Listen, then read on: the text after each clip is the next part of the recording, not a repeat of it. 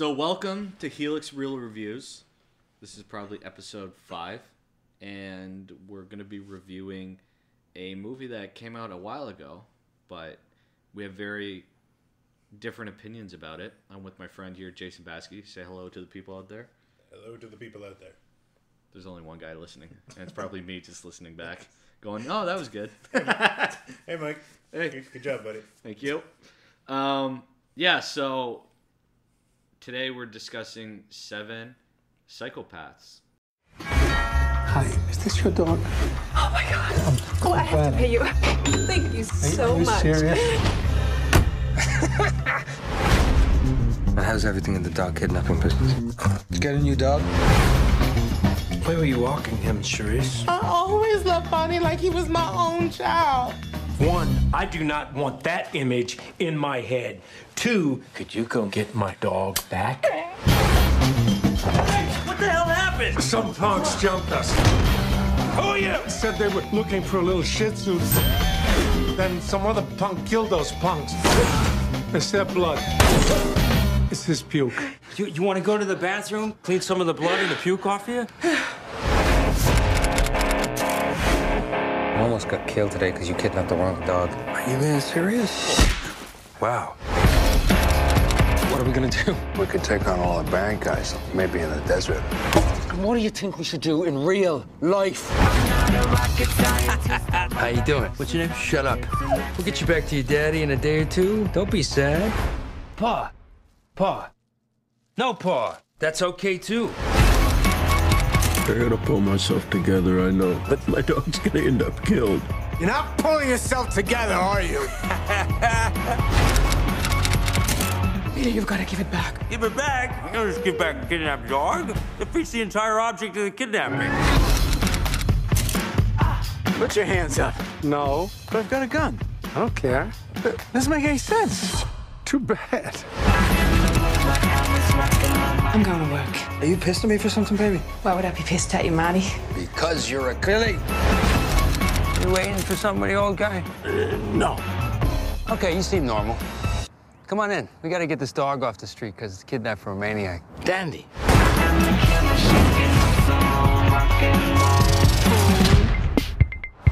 I like it. It's got layers. Yeah. An eye for an eye leaves the whole world blind. No, it doesn't. There'll be one guy left with one eye. How's the last blind guy gonna take out the eye of the last guy left? And we're back from the trailer. Hey, that movie looks like it's going to be good. Too bad it's not. All right, Jason. So I will say first, I will give my review of it first, and then Jason will go second. Because, conflict is better than appraisal. Praise, not appraisal. Not going to house appraised. So yeah, I'll talk about 7 Psychopaths. It's been a little while since I've seen this movie, but this movie was a slow burn for me when I started watching it. I'm a big fan of the guy who directed this movie. Let me pull up his name real quick. I don't know. It's the guy who did In Bruges, another movie Jason is also...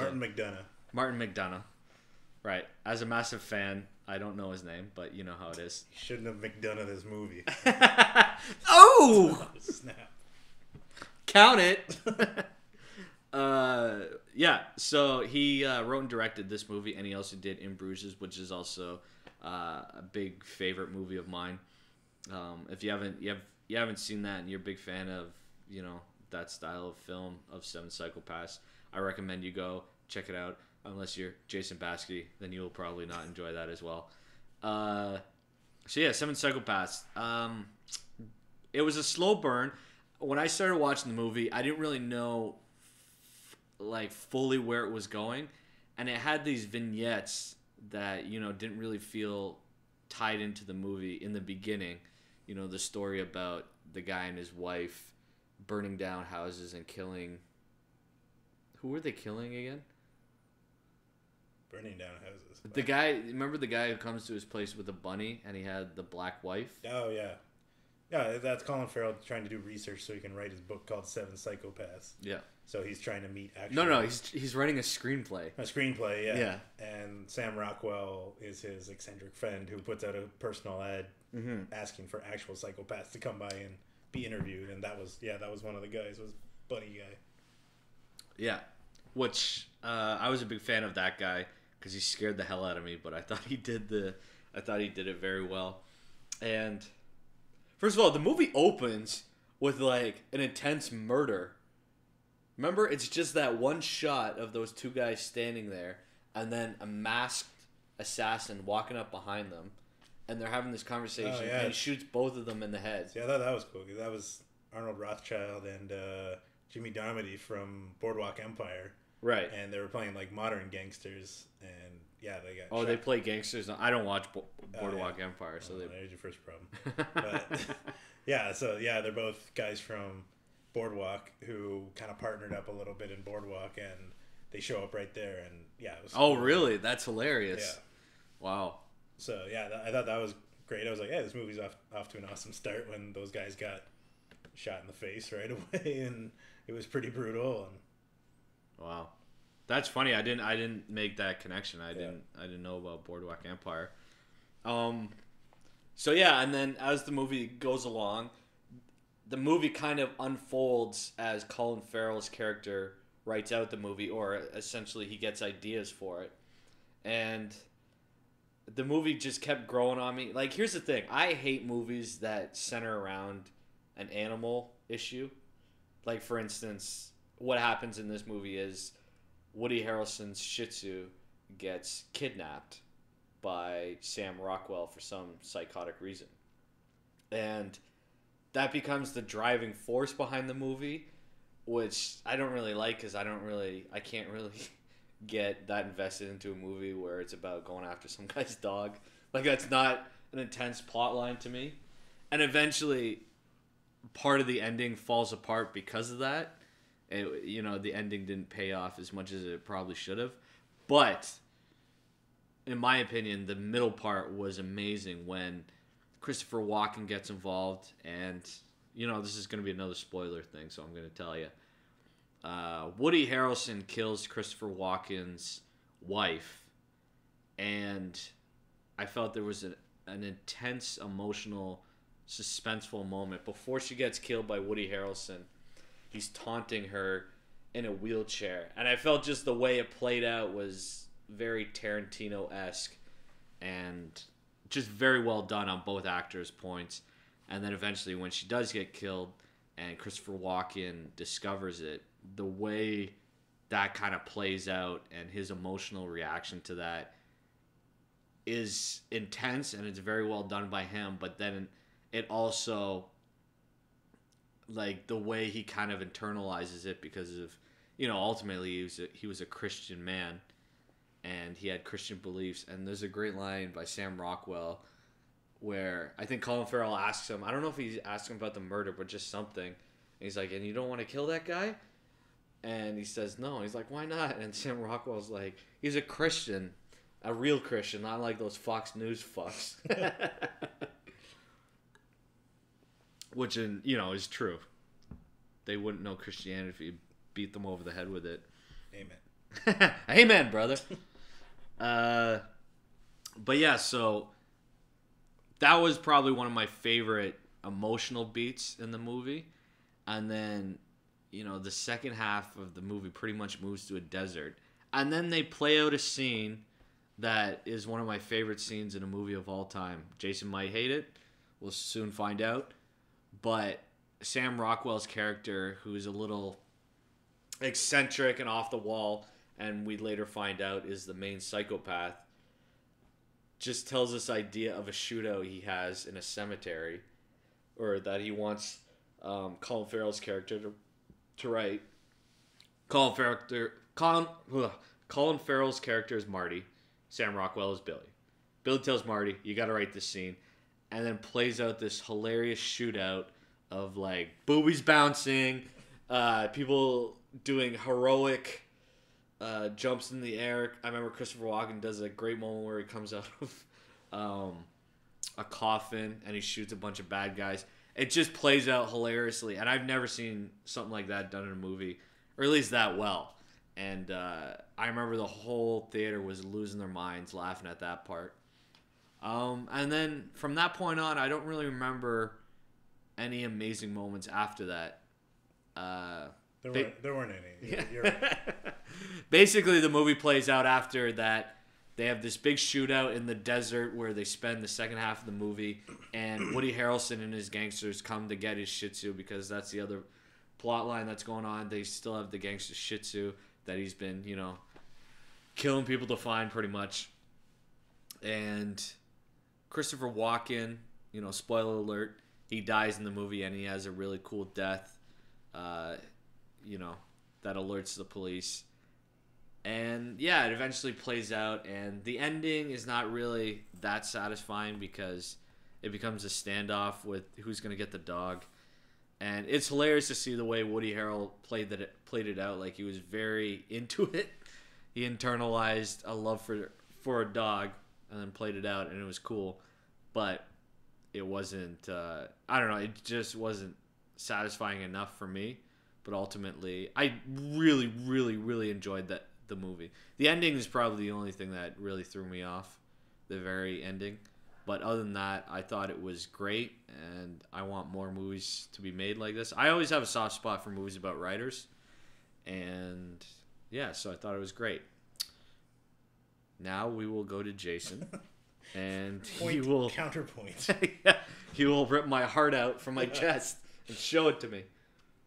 No, it was a slow burn for me too, like gonorrhea. It was like, I don't know. It just it felt the same way as I did with In Bruges, where I wanted it to be something and it just wasn't. Like, it's just, I love dark comedy. Like, I'd say I prefer dark comedy over anything. Yeah. Like, really, really dry kind of humor. Really, like, if you can make humor, like, I'm all like Louis C.K. and people like that. Like, if you can make a 9/11 joke funny, I think like that's the best kind of funny. Right. And there's so many times in Bruges in this movie where I'd see the joke coming or like the funny part coming, and I'd actually go like ready to laugh, and then nothing would land, and I'd be just like, eh. And like In Bruges, I actually just turned off after about an hour and 20 minutes. There was probably 20 minutes left in that movie. I was like, I just don't care. It's just, there was one funny scene where he was on the phone with his mom or something, and it wasn't even like laugh out loud funny. It was when you laugh at stuff and you go like that. I was like, it just wasn't enough, and I guess it wasn't supposed to be like, it's not like a laugh out loud funny thing, but you could watch, like Tarantino movies. Like Django was a 3-hour movie, and I laughed through that whole movie pretty much. Right. Except for the, anytime I was supposed to laugh, I laughed, and the whole audience laughed, and yeah, I just felt nothing landed in Seven Psychopaths, and I was like, okay, that's fine. It'll just be a dark, it'll just be a drama. That's fine. Or it's so dark that you're not actually supposed to laugh. It's just kind of a whatever. And I thought, yeah, there was cool stuff. Like, oh, we met the first psychopath guy, and he's got a bunny, and he killed the Zodiac killer, and like this is pretty cool. I'm like, okay, I can't wait to meet the other 6 psychopaths. And the other ones just, you didn't care. I don't even know. Did you meet the other 6? You met a couple. The other 6 were like everybody else. Like, it was like Colin Farrell's girlfriend is one of the psychopaths. They market that in the trailer, I guess. But like, yeah, not really. But the other 7, but 3 of them didn't matter. Like Colin Farrell's girlfriend, Woody Harrelson's girlfriend from Casino Royale or whatever. Yeah. Who she was one of them, even though she wasn't. She was just a normal side character who didn't really do anything except get shot in the stomach. Right. And like the reveal with Sam Rockwell was pretty awesome. Yeah. Once he figured that out, I was like, oh, that's cool. But I don't know. I hate to shit on people's craft, but I feel like Sam Rockwell is just boring. He's just like Matthew Fox or one of these guys. There's just not particularly anything interesting about him. Like no one's ever said to you the next day after watching the movie, dude, have you seen that new Sam Rockwell movie? Or like, oh man, Sam Rockwell killed it in that movie. He's kind of an everyman kind of dude. Wait, I thought you liked him. I don't. Iron Man 2, you didn't like him? No, like he's okay. Like he's got some clever lines, but put him next to Robert Downey Jr. and he just gets buried. Like he's just not half as funny and charismatic and stuff. And I feel like he's like Charlie Day, but without the funny. I feel like Charlie Day could have been in this movie and made people laugh out loud a whole bunch of times. Like, he would have played it completely different, and the freak out dramatic scenes would have been, you know, his high pitched voice just puts him above. It gives him an unfair advantage. But I feel like somebody like that would have been great, or I don't know, like somebody that's like a young Christopher Walken almost. Like eccentric. But you had an old Christopher Walken. You want two Walkens? But that would have been cool to have two, you know. And I don't know. I thought, and Colin Farrell bugs me in these kind of roles. It's not him. It's just I know Martin McDonagh, you know, wants to cast his fellow Irishman. Oh, he's Irish too? Yeah, but I feel like he's supposed to be like this sappy, you know, failed wannabe screenwriter guy who's got writer's block and never had any success. And he's getting shot. He's terrified, and you know he's covered in blood. And I'm barfing, whatever. Like he's just plays this pussy, and it's hard to buy it when he's like so handsome and you know how charismatic he is. Like you know what he's like in every other movie, and it's like people won't laugh as much as somebody who doesn't look funny. It's like if George Clooney was doing Jim Carrey's bit, people would it'd be kind of weird. Or if Brad Pitt was definitely would. Yeah, if Brad Pitt was trying to do Chris Farley stuff, it just doesn't work. Like, so I feel like making a, you know, People's Sexiest Man of the Year into this pathetic character is really hard to do unless you have like one of the greatest actors, and Colin Farrell's just not at that level. I don't think. Like his hair was perfectly coiffed. Like it looked like he was ready for his, you know, cover shoot on Esquire. Well, he was like crying like a baby, and he just didn't really. I don't know. It just, you know, I could takes me out of it a little bit. I could definitely agree with you on that. Yeah, he like I like Colin Farrell. I liked him in this role, but I could totally understand what you're saying, that he definitely didn't portray like a better casting could have definitely portrayed that shitty aspect. But maybe, you know, he wasn't necessarily going for that. Like maybe he wanted to play against that and show a handsome guy going through that shit. Because I did like Colin Farrell's performance. I don't mind Colin Farrell. I think he makes me laugh. But, and it's interesting too that you say that, because you bring up a point that people don't think about, is that casting matters always.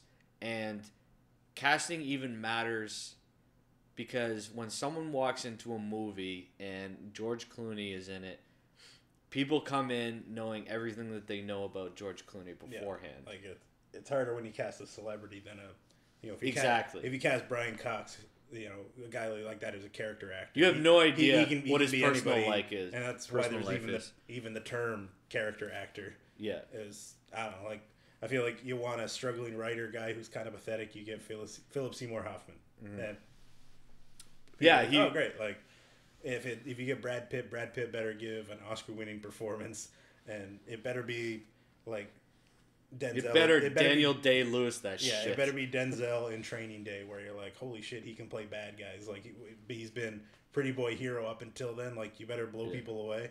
And I didn't feel like Colin Farrell was the right guy for that. But I don't know. That being said, like I think Woody Harrelson's like one of the most underrated actors. Yeah, he was probably great in Hollywood. Like it's got to. So you would agree that Woody Harrelson was good in that His movie. part was great, like especially like the hospital scene and everything, and I kind of thought it was lame with the whole, like you said, like badass gangster who runs half the West Coast is getting all weepy over his dog.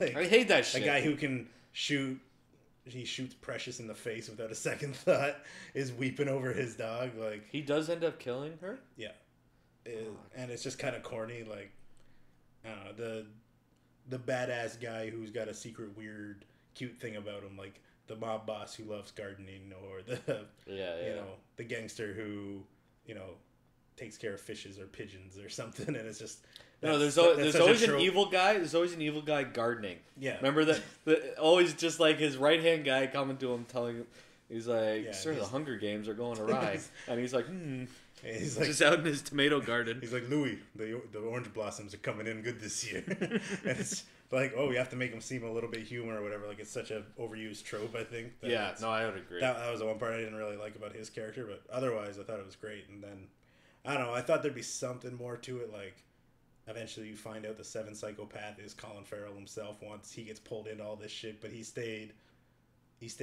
non-psychopath. He stayed a pussy till the very end, and even at the end, I was like, I don't even like this guy. Like, at the end, he brings back Woody Harrelson to kill his friend, basically. Yeah. Because he thinks, this lifetime criminal is gonna have a change of heart or something. I don't know. There's so much about it, and then the whole being meta thing, like trying to be a Charlie Kaufman movie. Yeah. Like it was in like Adaptation or Being John Malkovich or something where it's like mind-blowingly clever and like the plot is airtight. I felt that was like a sidebar kind of thing. It's like, oh, we got a pretty cool story about this guy trying to write a story about psychopaths, and like let's just do a story about the 7 psychopaths he meets. Maybe he meets 6 and he's the last one, and we can make a cool dark comedy based on this, around this dog kidnapping thing. Yeah. But then when they added in the whole meta aspect to it, and I was like, it's like you really have to go with this if you're gonna go with it. It can't be like a, oh, by the way, we're doing this kooky thing. And then when they're in the car and it was like they actually stopped and said, okay, from here on the movie gets stupid, because he actually said, oh, in my script why don't they just go off into the desert? Nothing happens for the second half of the movie. And I was like, please don't do that. Like, I thought maybe they'll go off in the desert and tease you, and then everything gets amazing or something. Yeah. But it didn't. And then they just did peyote and sat by the campfire. And I felt like Christopher Walken's character deserved a better death than it did. Like, his lead up to it that they showed in the trailer that was hilarious was great. But then the guys just kind of turned around and shot him in front of 2 cops, which they would have never done. Yeah. There's no reason to shoot Christopher Walken at that point. He was going away. He wasn't a threat. And it's like, oh, we got to wrap this movie up now because we're running on 2 hours. It's like, well, let's have them shoot Christopher Walken, and there's a couple state troopers right there. And I kind of thought that was, I didn't really get that part. And they're like, I don't know, just overall, it just didn't land at all for me. And it was just like in Bruges, where I was like, I want to laugh at this. Like, I want to have, you want it to be Tarantino, like, like son of the Tarantino. Like, there's this whole second. Would you not agree though? Would you not agree that there were Tarantino elements in there? There were, like that's what I thought. The whole premise of it, I was like, oh, this could be something that Tarantino would have done if he had thought of it. Like a guy trying to write a story about 7 psychopaths, and he actually meets them. I'm like, oh, this is cool. That could be your premise right there, and that would have been awesome. Yeah. But once it got all meta, and once it looked like they blew their whole budget in the first half of the movie, and just went out to the desert, and that's why I was surprised that you liked it so much, because I remember you complaining about Looper for going off into the farm for the second half of the movie. I'm like, this is exactly like Looper, except not amazing. By the way, spoiler alert if you haven't seen Looper. Well, that's not a huge spoiler, but the last act takes place pretty much, yeah, at a farm, and that's it. No, well, what bugged me about Looper is that the first half, the city shit was so cool and fun to look at, and then the second half was just like nothing. And I don't think. Here's the thing: the desert scene, the desert section. I'm on board with you. I didn't like that. I hate when they go down to a location that's boring, like nothing's happening, and they talk. I'm not a big fan of that. I wasn't a big fan of where the final shootout happened, and just the way it kind of clunkily played out, the way that it did and ended. But that being said, the one thing that happened in the desert that made me love the movie was Billy's story to Marty about what he should put in the movie. Yeah, because I've never seen that before, and it's been talked. It's like one of those magic nuggets that every writer wishes he could find a reason to put in a movie. Like, I just want the most ridiculous scene, and people are in on the joke, and what's the best way to do it? And Sam Rockwell, you don't like him. I thought I liked him in that scene, and I thought he was hilarious just the way that he told it out, and the way it ends of him just doing an impression of Colin Farrell talking back to him and all that. I like that, and I thought it was, I've talked to other people that have seen this movie, and many people agree that it's, it's one of the funniest scenes in a movie in a long time. That part, and like just the whole, self-prophesizing meta, whatever you want to call it. I felt it was like the poor man's Hot Fuzz. I thought Hot Fuzz was the most perfect movie that has ever done that kind of thing. Yeah. And kept it funny, and it's dark, and people die horrible deaths, but they're hilarious. Yeah. I felt that was perfect how, you know, Nick Frost's character in that is a huge fan of terrible movies like Bad Boys and Point Break. And by the end of the movie starts Bad Boys off, 2 and Bad Boys 2 is cinematic brilliance. Yeah. I will not sit here and listen to you badmouth Bad does Boys get 2. real in that movie. It's the first movie for shit to get real. But that movie did it perfectly because in the first act, he's, you know, you had no idea that by the third act, that movie would become Bad Boys 2, where like they slipped it in so cleverly that I just thought Seven Psychopaths was not as tactful about doing it. And when they were in the car heading out to the desert and they called the desert thing, I just kind of tuned out. I was like, oh man, like, you know.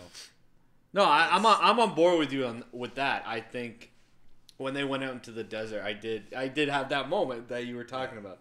By the way, just so people know, if at any time a movie, especially in the third act, not in the middle or the beginning, especially in the third act, takes place at a boring place like a farm or a desert, and not many more characters enter, I fucking hate that movie. I end up not liking that movie. No, Looper was amazing, though. Yeah, we can have that debate another day. But might have been my favorite movie last year, so we'll get back to that sometime. We definitely will. But all right, yeah. So ultimately, I guess we can wrap this up. Ultimately, unless do you have more you want to say? I'm good. That's all I want to say. Yeah. You want to get it off your chest. You feel better? Do you feel lighter? I feel better. Oh, that's good. It's like I would watch the first half of that movie again. Yeah? But you couldn't pay me to watch the second half again.